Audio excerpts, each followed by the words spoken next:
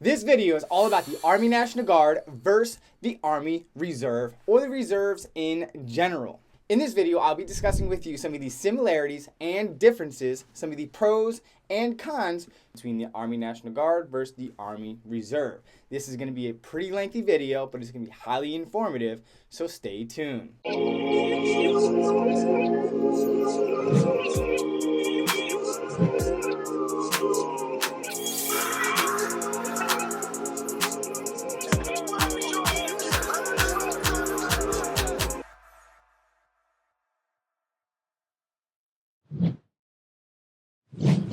What's up, everybody? Welcome back to Team SWARTZ, and if this is your first time here, I post a ton of basic training videos to help those warriors who are preparing themselves to get mentally and physically for Army basic training, recruiting, and other Army-related videos. So if that's what you're here for, consider subscribing to this channel and hitting that bell icon so that you don't miss anything.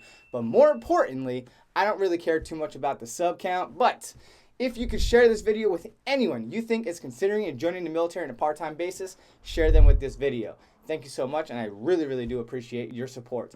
Hi, I'm Sergeant First Class SWARTZ, your local New York Army National Guard recruiter, conveniently located in Midtown Manhattan, across the street from Baruch College, and I am never too busy to transition you from a civilian into a soldier. So that being said, let's get right down to business. The Army National Guard versus the Army Reserve. Now, I'm going to preface this video that there is not one branch of service that is better than any other branch of service. So as long as you're looking to join the military, I am personally happy that you are stepping up to join the 1% Club.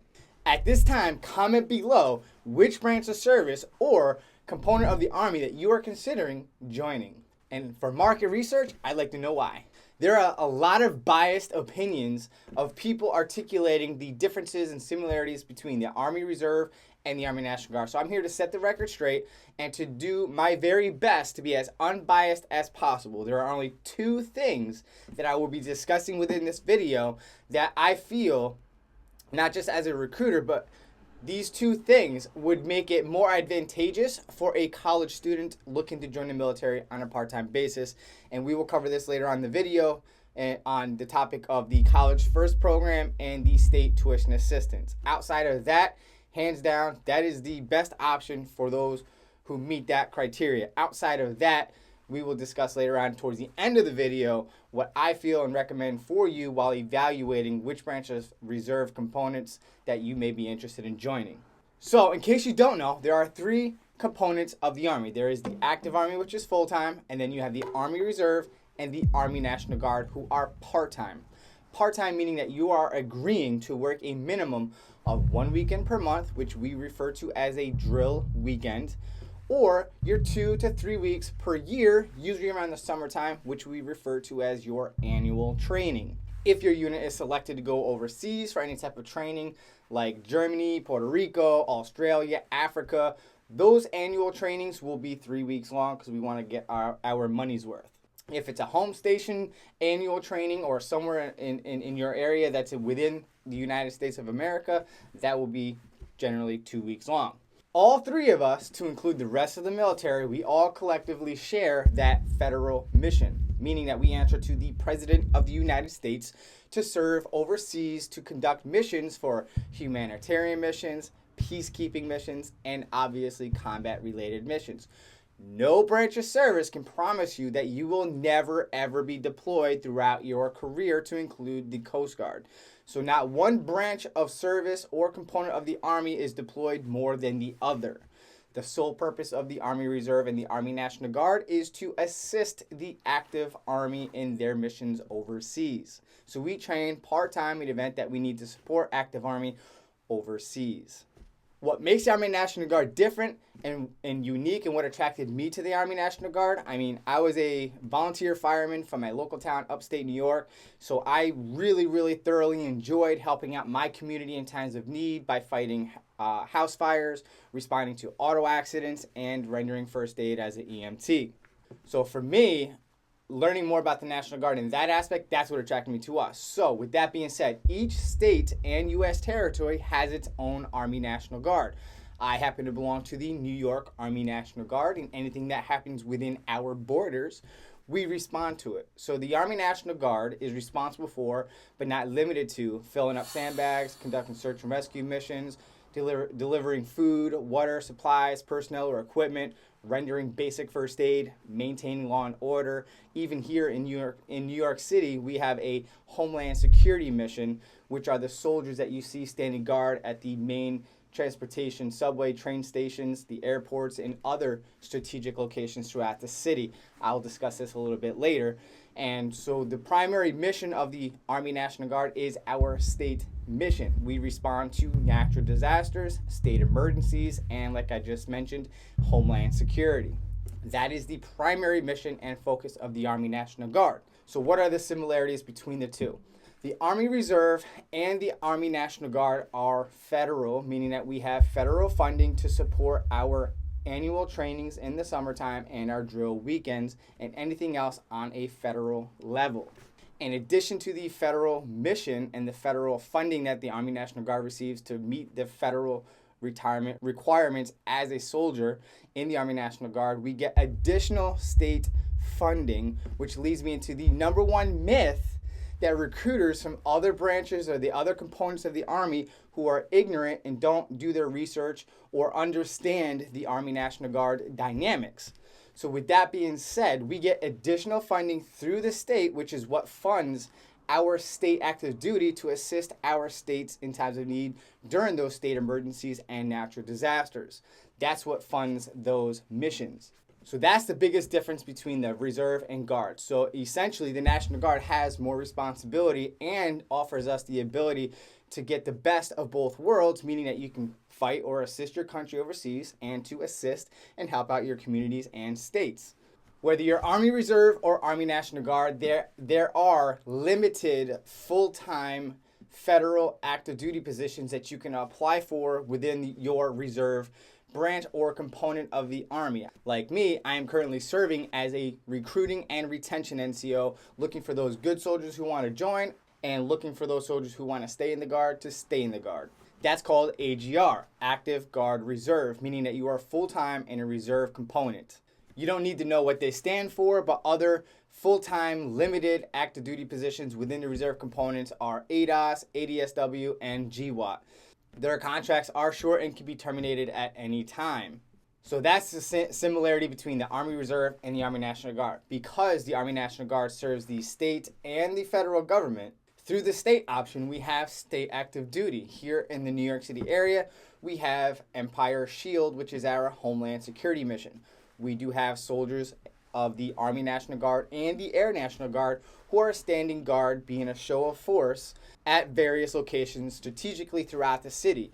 Amtrak, Grand Central, Penn Station, JFK, LaGuardia airports, and other strategic locations throughout the city to act as a visual deterrent to deter terrorists from planning or executing another attack in New York City and to assist those various law enforcement agencies at those locations. So they're getting paid full-time active duty pay along with housing allowance called BAH, Basic Allowance for Housing. They're literally bringing home over $4,000 with the New York City rate and their base pay. So it's a phenomenal mission. It's an awesome thing. That's exactly what I did for 2.5 years before I volunteered to become a recruiter in the AGR program over 15 years ago. Yes, I've been recruiting a long time. So anytime a unit is activated to assist in times of need for natural disasters or state emergency, that too is considered state active duty.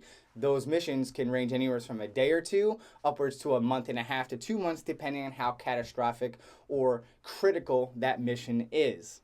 Another position that we have in the Army National Guard and the Air National Guard are military technicians. These military technicians are considered federal employees working in shops, fixing vehicles, ordering supplies, and running repairs on military vehicles. That position is in addition to their 1 week in a month requirement and their 2 weeks throughout the summer, which is your annual training and drill weekends. Another unique position and unique to the Army National Guard is our counter-drug program, which is a dual role as a criminal analyst working with civilian law enforcement agencies. Also working for civil operations, providing support, training, leadership, and military process strategies when dealing with community-based organizations and in conjunction with the various law enforcement agencies. This is Army-wide. When you take the ASVAB test, which is the Armed Services Vocational Aptitude Battery Test, it is an aptitude battery test, meaning that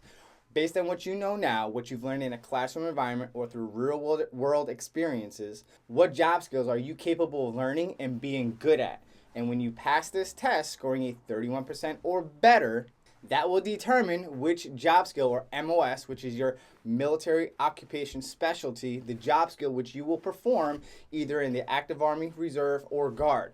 All three of us get the same training at the same location with the same benefits. There's nothing different. It's U.S. Army. So there is over 120 MOSs in which you can qualify for to serve within that component of the Army. Some other things that will factor into which MOS that you will be afforded the opportunity to do within the Army Reserve or the Army National Guard is first, your geographical area. If you are in an extremely rural area where the nearest unit from your home of record is like an hour and a half away and that's the only unit closest to you, you will have limited MOS opportunities based on that type of unit that is there. For me, I'm in a New York City urban environment where we have more than a handful of units in the local area. So we have a vast list of MOSs in which our applicants can explore for opportunities to serve in the Army National Guard. Same thing would go with the Army Reserve. If there's more reserve units in that local area compared to the Guard. Some other things factoring into which MOSs would be afforded to you as an opportunity to serve would be your qualifications, meaning that if you have moral history, meaning that you've been arrested or issued tickets or summonses in the past, that may affect your eligibility for certain MOSs. Qualifying for a secret clearance based on citizenship, or if you're a permanent resident holding a green card. Things like that will factor in, or even financial history can also affect gaining a secret or top secret clearance. So all these things factor in some of the opportunities that may be offered to you. So if you require a moral waiver, administrative waiver, or any type of waiver, meaning that we're requesting permission to enlist or contract you based on that history, that may also affect the opportunity that may be afforded to you, because one commander might not want to sign for that waiver and the other one will. So that might limit to you even more to which MOSs can be offered to you. So just keep that in your mind while going through the enlistment process.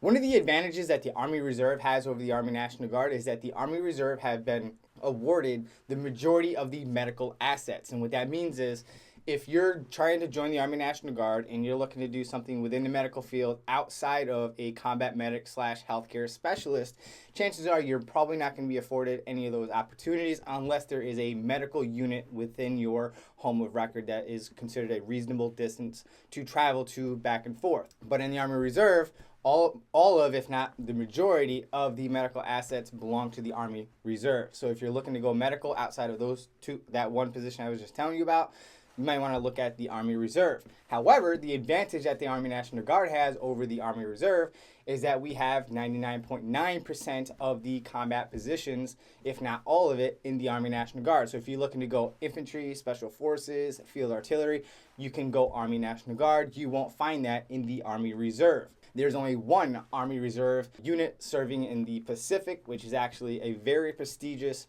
Army Reserve unit. Has currently right now the highest Medal of Honor recipients. So it's a very prestigious infantry unit. It's part of the 442 Infantry Regiment or something like that. But you can Google and look it up. But for you to try to get to that unit, not going to happen. So if you're trying to go combat arms like in infantry, field artillery, or special forces, you're going to have to join the Army National Guard. Deployments for the Army Reserve or the Army National Guard are the same. In country is 9 to 12 months. Now, the Army National Guard, I'm pretty confident the Reserve probably does the same thing. We train up the whole year once the unit receives the warning order. That's the official warning order, which lists the various MOSs, ranks needed to fulfill this mission to wherever you're going overseas. So for us in the Army National Guard, I can't attest to the Army Reserve 100%, but I'm pretty sure, like I said, it's probably the same, where you'll do an extra annual training. Your drills will be extended, meaning it'd probably be like double the normal length, preparing you and meeting the deployment criteria and qualifications to qualify and to remain in good standing, to meet the requirements to get authorized to be sent overseas to meet that deployment requirement. I'm pretty sure it's the same in the Reserve, but the Army National Guard is considered a state militia. So the president has to go through a little more red tape to activate the National Guard. So to activate the National Guard for future deployments, they usually plan us out 3 to 5 years out. So I know, for example, my brother was basically given a heads up 4 years in a row. Hey, listen, we might be getting deployed soon. Get your head right. And on the 4th year anniversary of them mentioning that they are probably going to go on a deployment, the unit actually received their warning order and they trained up a whole year, did a year in Afghanistan, and came back. So you'll have more than enough time to get ready for a deployment. So unless the hits the fan and you have to leave sooner, you're still going to have 1 full year leading up to your deployment. Active duty train on a full-time basis for those instances where we have to send troops immediately to combat to support whatever missions that are going on over there. The Army Reserve and the Army National Guard assist the active duty in these missions. Once you are deployed, whether you're in Guard or Reserve, both components will give you a 3-year stabilization period where you will be in a non-deployable status because they don't want to overwork you or stress you out in your civilian career, your civilian life, and all that good stuff. They want to give you that break. Active duty, however, can be deployed back to back, which has been proven to be very stressful on the soldier and their families and their life in general. So another thing I want to cover about deployment, so just because your unit is selected to get deployed does not necessarily mean that you will ultimately end up on that deployment list. So for example, let's say 100 people are supposed to be selected for this mission and you got like 150 people in your company. In your particular section, for your particular MOS, they're looking for 5 people, and there's like 10 people in your section. So initially, everyone's going to be on the deployment roster. And when you go through SRP or basically going through like a medical pre-screen and some other pre-screens and stuff, they're going to weed people off of that list to eliminate those people from that list. So if they have enough volunteers, so if 5 people volunteer to go on this deployment and you don't necessarily want to be on that deployment, then you're good. If one of those 5 people fall out and you're next on the chopping list to get onto that deployment, guess what? You're getting deployed. Or it could work the other way around. I've also seen this happen where people were excited and looking forward to go on a deployment, and somebody who knew somebody who wanted a favor ends up getting assigned to the mission, and you ultimately get bumped off, and you're now in the rear detachment while everyone else goes into the forward and gets deployed overseas. So I've seen both sides happen. So always plan for, shouldn't say that always plan for the worst, but always plan like you're actually going, and things can change. I also know somebody who went through their whole train up for this deployment, and 2 weeks before they were supposed to ship out to Iraq, they nixed that mission. Half the unit ended up going to the state of Washington to pull gate guard there. The other half stayed here in New York City at Fort Hamilton doing the same thing, gate guard, acting as if they were like military police, checking vehicles, at the access points and stuff like that. And also, walking the perimeter of the base, making sure that everything is good to go, that there's no holes in the fence and such. So that's what they did for that particular deployment. They didn't end up going to Iraq. So you never know. So if you are still in college and stuff like that, still apply to go to college because you may not end up on that mission. And if you plan accordingly and try to live your life as normal as possible, then that would help alleviate losing that 1 semester of college because you were anticipating on leaving, but now you're not going when you could have been in that semester. So hopefully that makes sense. One of the greatest things about being in the Army Reserve or the Army National Guard is that you don't have that full-time commitment. So you're not going for 3 years or more in the active Army, wherever Big Army wants to send you, because it's always based on the needs of of the Army or the branch of service that you're trying to join when you're going active duty. You're serving in your hometown, your local town. Now, in some rare occasions, the Army Reserve could offer you a position in another state. And while funding is good, they will reimburse you for the travel costs up to $500. Anything beyond those costs of $500 comes out of your pocket. If funding is cut, funding is limited, or runs out of funding, your entire reimbursement will be denied and the entire 100% will come out of your pocket. So whatever MOS that you're choosing that happens to be in another state instead of your local area would have to be for a critical skill or something that makes sense to pay for you to go back and forth, if that makes sense. The Army National Guard, you're going to stay in your local area. The only time the Army National Guard will pay you up to $500, just like the Army Reserve, to transfer back and forth from state to state, is if you're going Special Forces, then they'll reimburse you, just like they do with the reserves, up to $500 to help alleviate the cost of going back and forth to be in the Special Forces unit.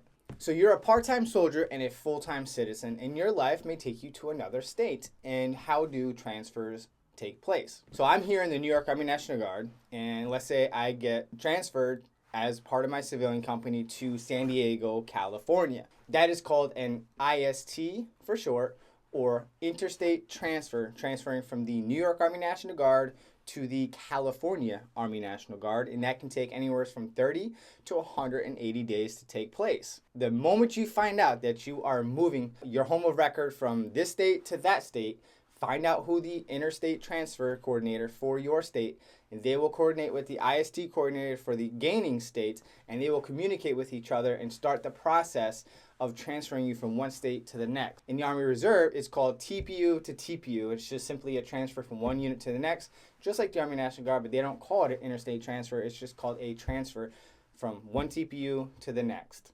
And again, that could also take anywhere from 30 to 180 days to initiate and to actually make that transition. Now, if you end up moving before the actual transfer takes place, then what happens is that whether you're a reservist or in the Guard, you need to make up your drills to make sure that you maintain in good standings with your component of the Army. So you're going to have to make up those drills. In the Guard, we refer to them as SUDA, meaning that you're going to find a local unit in your area, preferably the unit that you're actually going to attempt to be transferred to, and you'll work with them for that weekend, and they will communicate to your parent unit that you're transferring from to give you that credit so that you, number one, earn your paycheck and earn those retirement points and maintaining good standings with the Guard or with the Reserve, whichever component you belong to. Some things that will factor into when the state will release you if you're in the Army National Guard is time of year. The Army National Guard in your state that you belong to is worried and concerned about their end strength goal for the end of the year. So we don't go by the calendar year in the military, we go by the fiscal year. So the end of our fiscal year is September 31st, and the beginning of our fiscal year is October 1st. So if you are trying to transfer in like the summertime to the other state, hopefully, God willing, they will transfer you no matter what because you still belong to the Guard overall. However, if your state is not meeting their end strength goals, they might not release you until after October 1st when everything closes and it's a new mission. Also, other things that may factor in on how fast it gets processed or not processed is if you are flagged. Whichever gaining unit that you're going to, if you are flagged for a negative reason, meaning that you either failed PT, your height and weight, or you got into trouble, some legal troubles as a civilian, and you are in a bad status, your gaining unit doesn't want a problem child, so they're not going to allow you to go to their unit. Now, they may allow you to do a SUDA to do in lieu of your drill with your parent unit in the other state or something like that. That might happen, but as far as the transfer, not until you're in good standings because no commander wants to take a bad apple. So if you are considered a substandard or minimalist soldier and somebody that you're not as reliable or dependable, you might not be on the highest priority of the unit to execute the transfer in a faster and more timely fashion. So if you are above standard, you're always excelling, you're punctual, you're on time, you do everything you're supposed to, and the unit likes you because you are a good worker, you have good work ethic, then they will probably put you, at the top of their priority and transfer you faster because they know that they need to take care of you. I'm not saying that that does or doesn't happen. Those are just some of the factors that may happen and occur for the Army Reserve or the Army National Guard while initiating your transfer or interstate transfer. Promotion requirements and eligibility are the same for whether you're active Army, Army Reserve, or Army National Guard. Nothing changes. So time in service, time in grade. If you're active duty, you get points and yada, yada, yada. But in the Army Reserve, Army National Guard, the eligibility requirements to get promoted are the same. What I always tell soldiers is that the more flexible they are within their career, the further you'll go. If you are one of those, what we call career specialists who are super comfortable in their unit. They like the unit. That's their comfort zone. They don't necessarily want to transfer to another unit, to another area, or change their MOS or expand their horizons and get out of their comfort zone. They're going to be extremely limited, and those soldiers sometimes complain, oh, I'm not getting promoted. Well, be flexible. What are you doing to set yourself apart from your competitors? So in the Army National Guard, for promotional purposes, you will only be considered for your state. So you're going to be competing against everyone in your state, and while you're in your state's actually broken down in zones. So when you submit your promotion packet, you're going to have to choose the zones in which you are willing to travel to on a monthly basis for your drills. In the Army Reserve, that's different. You're competing against the entire nation. So as one may view the Army National Guard promotional pool being smaller because you're only competing against people in the state, when you're competing against the nation, that's a much larger pool of people that you're competing with. So it depends on your outlook and how you look at it. So one of the advantages of the Army Reserve, though, but there are also pros and cons to that option too, which is if you're in the New York City area and you have a unique MOS where they're going to consider you for a promotion into another state, they could move you to, let's say, Phoenix, Arizona for an MOS for your reserve unit. And that's where you'll go on a monthly basis, and they'll promise you that they're going to reimburse you up to $500 for travel costs to go back and forth. So that's pretty cool because, yes, it can lead into promotional opportunities that way, but now you're going to add an extra day and a half of travel time in addition to your drill weekend. So if you're a family person, you have family and other obligations at home, adding that additional travel time may not be such a great idea, but if you're a single soldier and you want to travel, that is a phenomenal opportunity in the Army Reserve. The Army National Guard is not going to transfer you to another state for a promotional opportunity unless you're going Special Forces, which is different, like I said, which will still have the same benefit of getting reimbursed up to $500. But again, that's based on the funding or the budget for that feature. And if that runs out, then guess what? That comes out of your pocket. You're still required to transport yourself back and forth to and from drill. So just keep that in mind. Whether you're Army National Guard or Army Reserve, if your unit is beyond the 50-mile limit, then your unit has the ability, if they don't have sleeping quarters at your armory, if you're in the Guard, or your unit with the Reserve, they will put you up in a hotel free of charge. So if your drill weekend is on a Saturday and Sunday, they're only going to put you in a hotel that Saturday night, not Friday night the night before. So you're expected to get to drill. Usually the report time is somewhere between 0700 hours or 7 a.m. or 7:30 a.m. in the morning. So your unit will tell you what time you need to be there by, and that's when you get there by. The pay is the same whether you're in the Army Reserve or any other reserve branch, to include the Army National Guard. We all get paid the same based on your pay rate. And it doesn't matter what your MOS is, because if you're an 11 Bravo infantry soldier versus someone like me who's a 42 Alpha human resources specialist as an E1 across the board, no matter what branch of service you go into in a reserve component, the pay is the same. Same thing with active duty. All the active duty pay is the same for your pay rate. So I joined as a high school senior as an E1 fuzzy nothing on my chest, rock bottom, as someone in the Navy, the Air Force, or Marine Corps, or even the Coast Guard, as an E1 in all branches, the pay is the same regardless of your MOS. So if you're going to sit there and say, well, I'm infantry, I'm at a higher risk of dying compared to someone who does paperwork, and what are they going to get, like a paper cut? So it doesn't matter what your job is, we all get paid the same. I will link down below the websites you can visit to figure out what your drill pay is as an E1, 2, 3, or 4 for your drill weekends. And you can see what you're going to get on active duty while you're in training full-time as well. I also put the link for the basic allowance for housing calculator as well. So whether you're in the Army Reserve or the other reserves, to include the Army National Guard, all of the federal part-time benefits are the same, meaning that the 1606 Reserve Montgomery GI Bill, which is essentially your scholarship as a part-time soldier serving as a full-time student at the full-time rate of $392 per month for a maximum of 36 payments, which is equivalent to your 4-year degree, comes out to $14,112 overall while earning your 4-year degree. What's great about the scholarship money is it's direct deposited into your bank account. So that is your money to use as you see fit to help assist paying off any additional school costs, but technically you can use it for whatever you want because it's in your bank account. The tuition money, which I'll cover, goes directly to the school, so you don't see that money. If qualified, we also have the Montgomery GI Bill kicker, which is offered up to $350 per month as a full-time student for a maximum, again, 36 payments, which is equal to $12,600. So that's your scholarship money that you could use to offset your additional college costs. The federal tuition assistance will pay up to $4,000 or 16 college credits, whichever one comes first.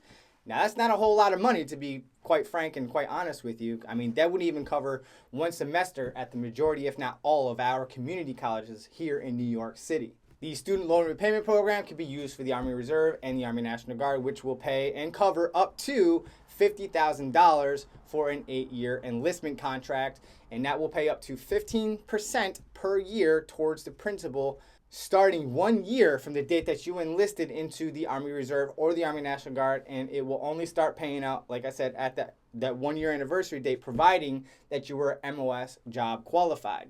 Now, if there are additional payments that are required on a monthly basis thereafter, that would be coming out of your pocket because that's your responsibility. They pay out once a year, 15% towards your overall principal, up to $50,000 for an 8-year contract.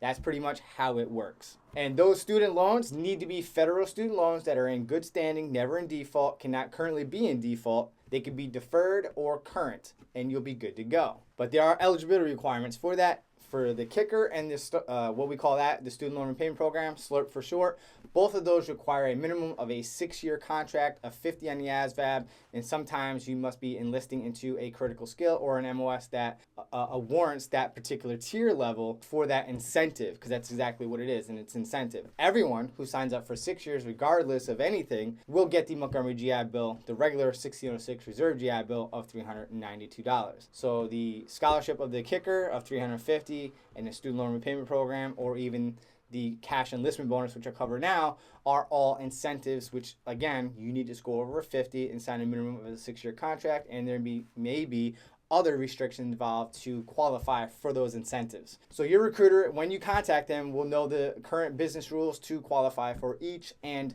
at least in the Army National Guard, if you qualify for an incentive, we're automatically going to give it to you. We don't pick and choose who gets it or not just because of our own opinions or what have you.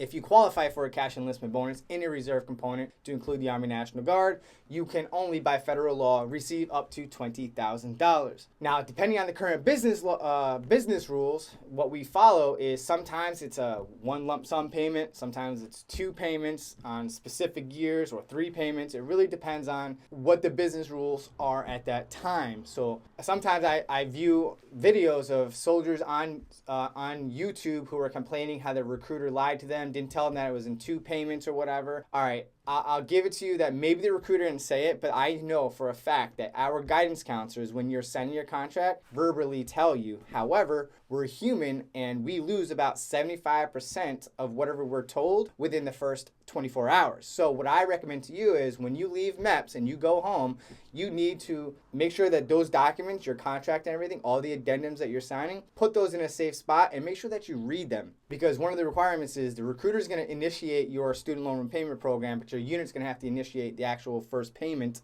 and every payment thereafter throughout your contract. So if you, for whatever reason, the unit loses your SLRP addendum, then by you having that document will save you and make sure that you get that money that you deserve and you earn. Now, what makes Army National Guard different and more advantageous if college is extremely important to you and your main motivator when joining a reserve branch or component of the Army is that the Army National Guard has state tuition assistance. Again, we have that unique dual mission serving the state and federal government. So in addition to the federal benefits, which I just mentioned to you, we have the state tuition assistance. Now, each state is going to vary. So at the end of this video, if you want, go down below in my description. I'm going to leave you a link that will show you what your state offers towards state tuition assistance if you were to go Guard versus Army Reserve. Army Reserves do not have access to state funding. So only Army National Guard soldiers have access to the state tuition assistance program. So here in the New York Army National Guard, we pay 100%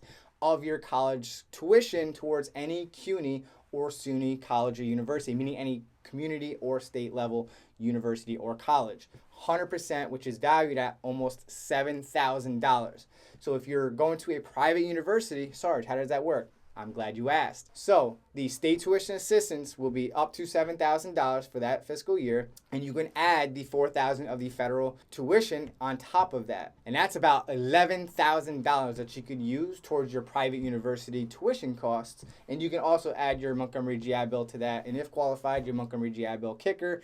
And if needed, you could take out student loans, providing that you don't take it now. You could get the student loan repayment program once you graduate and get your degree. So when you're looking to stay in the National Guard and re-enlist or extend your contract, then that's when I would recommend that you would initiate and request the student loan repayment program, thus still paying off your student loan debt and your educational costs previously to that. I will do a more detailed informational video on the educational benefits with the Army National Guard and Reserve in a later date. Those are the major highlights of the state tuition assistance. Now, another aspect unique to the Army National Guard only, but I will preface this part of the video where not all states have the College First program. New York is one of the 16 states at the time that I looked this up that was participating in it.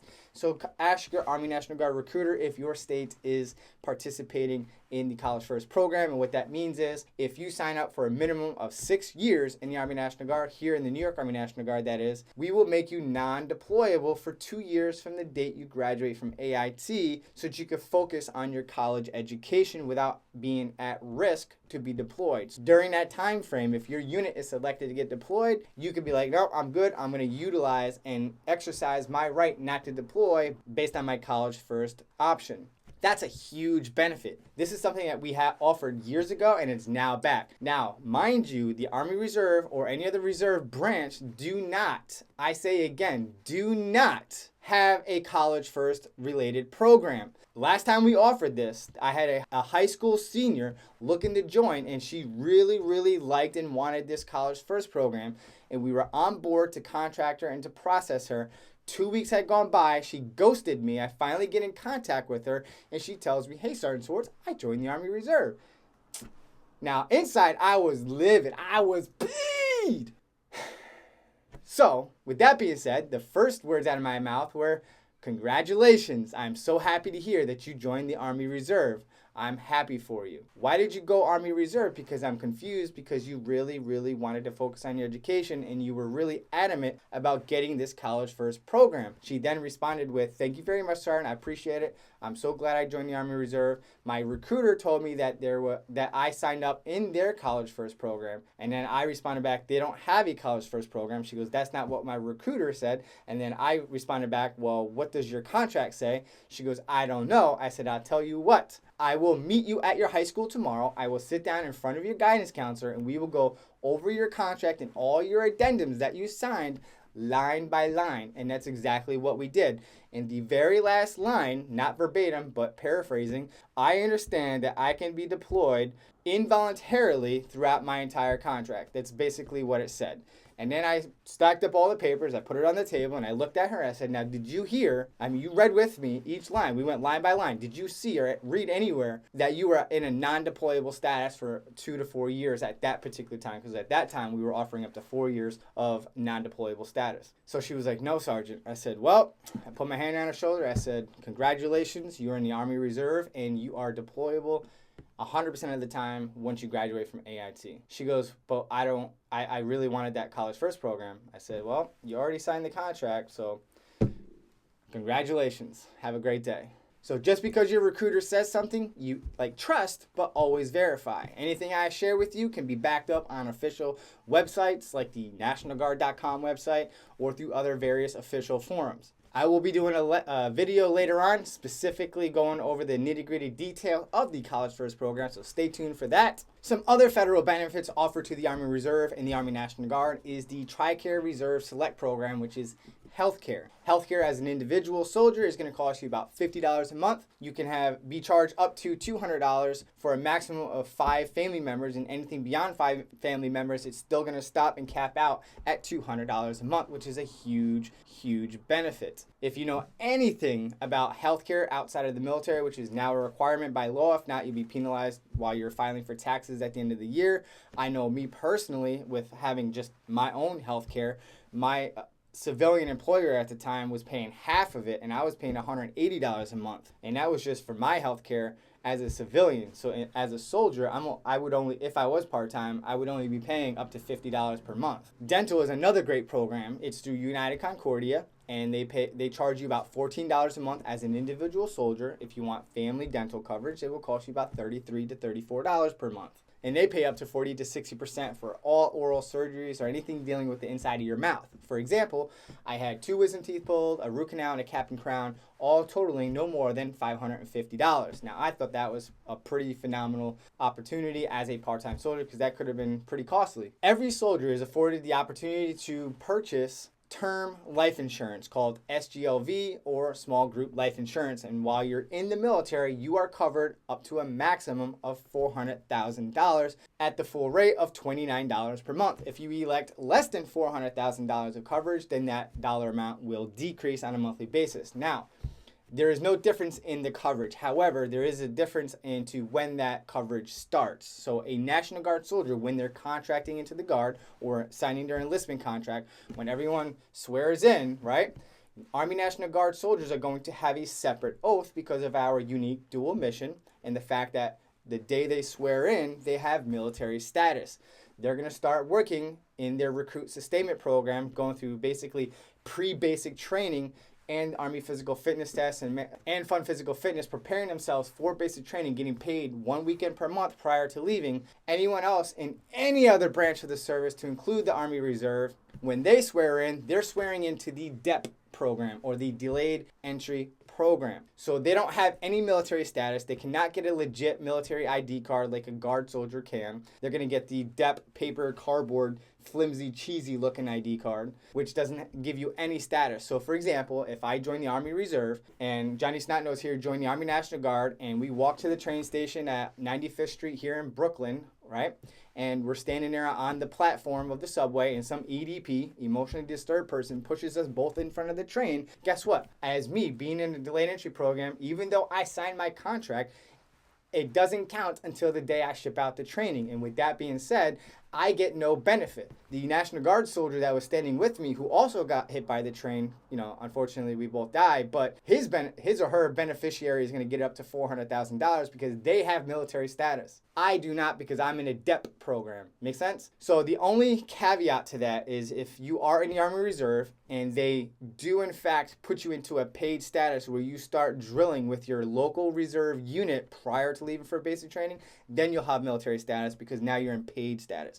Outside of that, if you're just going to your future soldier program on a weekly basis just to keep you accountable, motivated, and all that good stuff, then you won't have any coverage. Okay, so if you're in the reserve and there's a local unit that you can drill at, get in paid status so you have that coverage. Okay, outside of that, if you're only in a delayed entry program and you're not in a paid status getting paid for anything, you're legitimately only in the DEP program. So now let's get into my recommendation on which branch or component of the Army is better for you. And this is the only time I'm ever gonna say this. If your main primary motivation, your main goal and focus is to get your college education while serving part-time, I highly recommend, hands down, the Army National Guard is your best bet. Go Guard if college is important to you because of our state tuition assistance in addition to everything else that everyone else has access to. Because let's be real, $4,000 per year through the federal tuition is not going to cover your full-time tuition costs for college. So the Army National Guard is going to provide additional state funding through their state tuition assistance. Now, when it comes to state tuition assistance, I must warn you that it's based on a first-come, first-served basis, and that state funding could run out if you are one of the last people filing for it. Luckily, here in New York, we've never had that issue. There's been one state in the past where there was a huge budget state crisis, and they were limited for a year or so to how much they were giving out, if anything at all, for the state tuition assistance. But you still have the federal benefits to fall back on. There is a particular career counselor from the Army Reserve that's on YouTube. All of his other videos are great, but he did a video on the National Guard versus Reserve, and he was trash talking the state tuition assistance, saying that it's only state funding. Some states don't have it, so you're better off going reserve. And that doesn't even make sense. So if we still have the same federal tuition as the Army Reserve, it really doesn't matter. And the fact that even if they were struggling that year and the budget was cut, the next year when they did get their budget and that money was there, that's still more advantageous for that particular soldier in college versus an Army Reserve soldier who only has the federal tuition and the scholarship and everything else that every other soldier would have. So that state tuition assistance is a moneymaker. That thing is amazing. So here in the New York Army National Guard, our soldiers who receive the state tuition assistance, and if they do happen to qualify for financial aid, we pay at the end of the semester. Financial aid obviously pays during the middle of the semester. So when we pay at the end of the semester, whatever the college received from financial aid in the middle of the semester would take that dollar amount, cut you a check, and kick that back to you, putting even more money into your pocket while we're paying everything else, and you're utilizing all the other features and benefits of the Army National Guard as well. Whereas in the Army Reserve, you're only getting the federal tuition. So that's my take on that. Now, outside of that, if college is not important to you, well, let's not forget that the College First program is only offered in the Army National Guard. So if you're in one of these 16 states that is participating in the College First program, that is another competitive edge that we have over the Army Reserve. Now, with that being said, if college is not important to you and you're not focused on college, then this is what I highly recommend to you. Now, I will say this. There is not one branch of service that is better than another. You need to do your homework. You need to do your research thoroughly and make a well-informed decision. And what I want and stress to you is that you choose the branch of service or the component of the Army that you feel is best for you, for your reasons and your reasons alone. So some things that I think that you should be doing while researching each branch of the reserve or branch of the military to include the components of the Army is first figure out your why. Why do you want to serve in the military? What is it that you're looking to get out of the military? What are you looking to achieve by joining the military? Keep that in the forefront of your mind and in your decision-making process. That should be your main theme. Why are you joining? What is important to you while choosing a branch of service? Also, what is a deal breaker? So for example, let's say you don't swim. You have a fear of swimming. There ain't no way in hell you'd be caught dead swimming in water. Well, guess what? Navy is not going to be an option for you.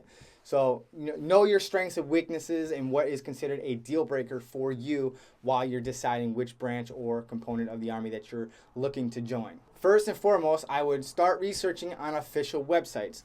NationalGuard.com is our official website for the National Guard. You can Google for the other official websites. I think GoArmy.com is for the Active Army and Army Reserve, but for the National Guard, it's NationalGuard.com. Research the hell out of those websites, and what I highly suggest is that you write down every single question you have, so that way when you go to step 2 or 3, that you have all your questions written down and you won't forget anything and give me the deer in headlight look when we're talking at our office and or have a brain fart or a bald moment. That's like my equivalent to a blonde moment, right? When you're sitting down in front of the recruiter and you forget all your questions and then you're calling up like every 5 minutes. Oh, one more question. Oh, one more question. Oh, one more question. So write down all your questions prior to sitting down with your recruiter. And I also highly suggest that you speak to either other military YouTubers who have valuable insights onto their branch of service, but more importantly, either speak to an in-service soldier that you know around you, whether it's a friend or a family member, and understand that if they're a currently serving soldier or airman or military service member rather, or previously served in the military, there are 3 people in the military. People that love it, people that hate it, and people that are indifferent. And they will all have different viewpoints on how they feel about their particular branch that they served in. And a lot of times when they're like, oh, my recruiter effed me up, my recruiter lied to me, or I went active duty and it wasn't exactly what it is. And what happens is soldiers that are salty or had a bad experience in the military is because they had a certain level of expectation, a lifestyle that they thought they were going to get based on what the recruiter shared with them. That's why I implore you to do your homework, do your research, and thoroughly research everything prior to making your decision and settling down on one particular branch. And understand that those people that are trash talking the military based on their experiences, because like I said, they were sold a particular lifestyle or had a certain expectation that was not met, and they felt screwed or something of that negative nature, okay? So I happen to love my experience in the Army National Guard. I actually almost joined the Marine Corps because, let's face it, they have the best dress uniform, and my grandparents had served in the Corps. But I'll post a different video of why I joined the Army National Guard or ended up in the National Guard. But I ended up only sitting down with the Active Army, the Marine Corps, and eventually the National Guard. I ended up settling on the National Guard for my reasons and my reasons alone. So again, you're going to speak to your family, you're going to speak to your friends, you're going to speak to other people that have previously or currently serving in the military. And I want you to hear their opinions and their feelings about you joining the military, okay? And with that being said, opinions are like a-holes, and everyone seems to have one. And what I want to stress on you is, unless they're putting a roof over your head, food in your stomach, clothes on your back, and paying your bills, thank them for their input, consider their input, but don't base your decision to serve on their viewpoints, okay? I need you to make sure that you're choosing to join for your reasons and your reasons alone, not because mommy said this or daddy said that or Uncle Bob said this or this soldier said this and blah, blah, blah. Yes, that's all great for market analysis and research and stuff, but at the end of the day, it's your decision. And I have so many people that are no longer eligible to join because they're overage, because mommy and daddy told them when they were 17, 18 years old that they don't want to serve because they don't want them dying, or the military is XYZ. And now they mustered up enough courage to come into my office at 45 years old looking to join, and there's nothing I can do for them. So don't not join because of somebody else's opinion. Do your homework, do your research, and follow your heart and your dreams, because no one cares more about your dreams than you. People want to see you successful, but not more successful than them, and that's in general. And it's funny that sometimes when we ask people for their opinions, oftentimes they're not doing anything with their life that's special, but they know exactly what to do with your life to be successful. So consider that as well. And then ultimately sit down with your recruiter and listen to what he or she has to share with you. Have all your questions from your list to ask engaging questions. And I also highly recommend that if you have a friend or a family member who have served or currently serving, then I highly suggest that you bring them to your initial meeting with your recruiter, because they may, for two reasons, because they can verify what they're saying to you is not bullshit, or ask a question that you may not be considering asking in front of them, making your meeting more informative and to help you through the decision-making process. Then you have to figure out, am I interested in joining or am I committed to joining? It's like New Year's resolutions. I want to go to the gym because I want to lose weight. If you're interested, then you might feel like one day, oh, I'm tired, I don't feel like going in. Then you won't go in. But if you're committed, it doesn't matter if you're tired, you don't have enough time in a day, even if it's just 30 minutes. You go to the gym and you work out because you're committed. So if you're committed to joining, make it happen. And again, I want to stress that whatever branch of service that you settle on or component of the Army, choose to join for your reasons and your reasons alone. And if you're in New York City and you're looking to learn more about how the Army National Guard can help you achieve your goals, I am more than happy to sit down with you. This is my phone number. I am located in Midtown Manhattan. Do me a favor, share this video with somebody, and if you made it this far into the video, please put a hashtag Team SWARTZ down in the comments, because you are my real MVP. Thank you very much for watching, and I'll see you next time. That's it. Video's over. Sorry, but you can definitely watch more. You can check out this video here, or maybe you can check out this video here. But you know what? Actually, this video is pretty good. You should definitely watch this one. But actually, this one seems pretty great. You should definitely check out this video. But actually, why don't you watch them both? Try clicking them both